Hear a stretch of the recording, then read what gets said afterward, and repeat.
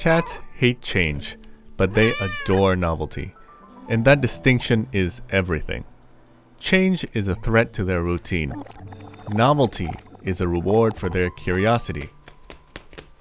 Because cats are neophilic, and it sounds like a word I shouldn't say out loud, but it just means they love new things. Hello.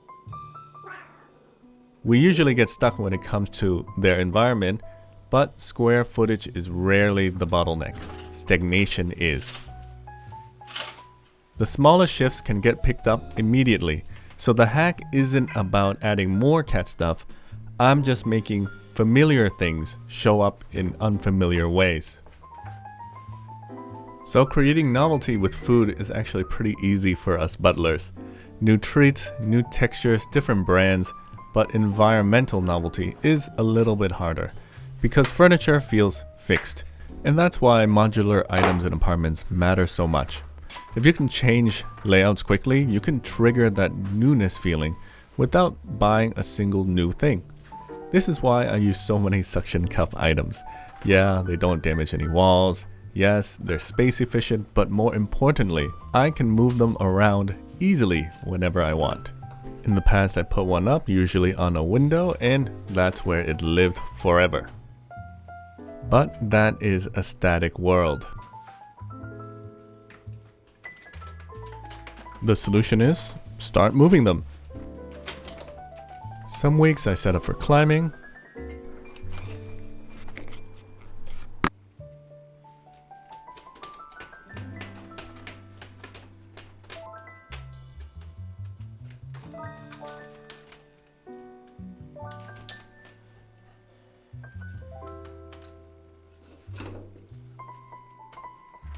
And other weeks it's about exploration. Same items, just rearranged.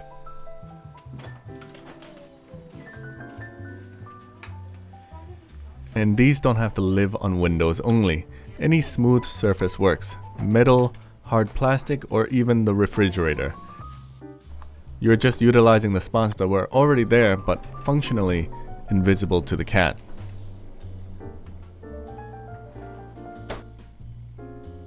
In my previous 29 square meter apartment, I saw that the walls were all glossy, so I created an elevated pathway all with cat suction cup items.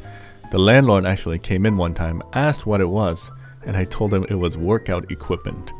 He asked if it was damaging the walls. I said no, and amazingly, he went on his way, never asked another word again.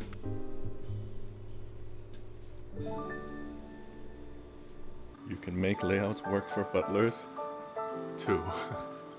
Latte?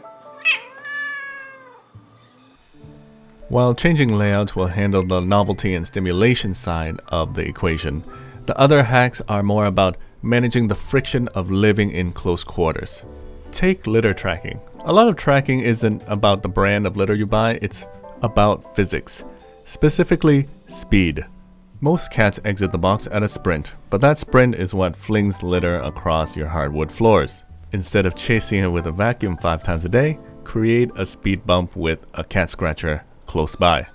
Also, if you don't have a litter box stepper, a simple cardboard scratcher works. By placing it directly at the exit, you force a behavioral pause. More often than not, they stop, they scratch, and the litter drops there instead of on your sofa. In tiny apartments, we have to think about vertical real estate. In my previous apartments, I use storage racks. They're great for storage, of course, but cats love them because they provide those small, confined vantage points. Just cover the rungs with leftover cardboard or a cat box, and it turns a utility shelf into a multi-story cat tree. Speaking of cat tree, avoid traditional cat towers. One of our most valuable assets in our apartment is floor space, and traditional towers just simply take up too much room, and stability is lacking, especially for adult cats. Instead, use floor-to-ceiling towers. They promote climbing and they're incredibly durable. It's been 3 years for this specific post, and you can see clearly how much my cats use this tower, and will likely last me until I need to move out.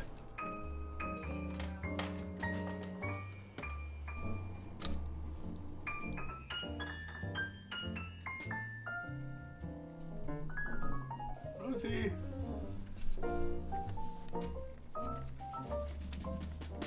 I also lean heavily on foldable and collapsible items. Tunnels and cat mats, maybe pop-up tents are great for that novelty response. But if you leave them out for too long, they become a trip hazard. Only bring them out when you know you're going to be out for a while. Maybe you're gone for work. Then, when they go back in the closet, the novelty reset begins. And by the time they come out again, they feel new again. This also works for toys. It's been a very long time since I bought new toys for my cats. I cycle between their favorite ones, and some I keep in dry catnip bags so they can have new scents to discover each time I take one out. Then the old one goes back inside until the next time I need it.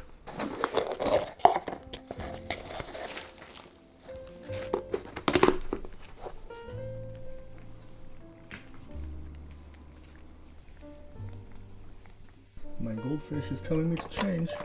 This next one's for the butler, not the cat. Sometimes living in a small space means you're always on, so you're always scanning around of what you need to do. To reduce my own mental load, I keep a gravity water reservoir and I drop a small porcelain fish inside the reservoir. It seems like decoration, but it's actually a gauge because water is clear, and in certain lighting in a clear tank it's hard to see, so the fish makes the water line impossible to miss. So I don't have to guess. I see the fish, I know the level. It's a tiny detail that helps me know exactly when I need to fill it up.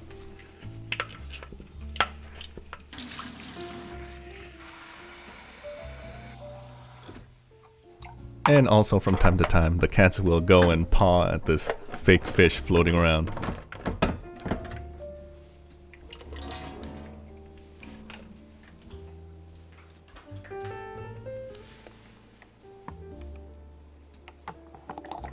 We prioritize variety in food, but we often let environments stay stagnant or stay static. But once you realize a lot of these hacks is just working with how cats wants to act in their space, keeping a cat entertained and stimulated indoors is not too big of a task. I guess this is the most popular spot. But once you start making these changes, how do you actually measure the results? Most of us look for the big obvious signs, but happiness in indoor cats is usually much quieter. I spent time looking into the research behind 8 subtle behavioral signs that your cat is actually thriving in their space, and some of them are quite easy to miss. You can find that breakdown right here.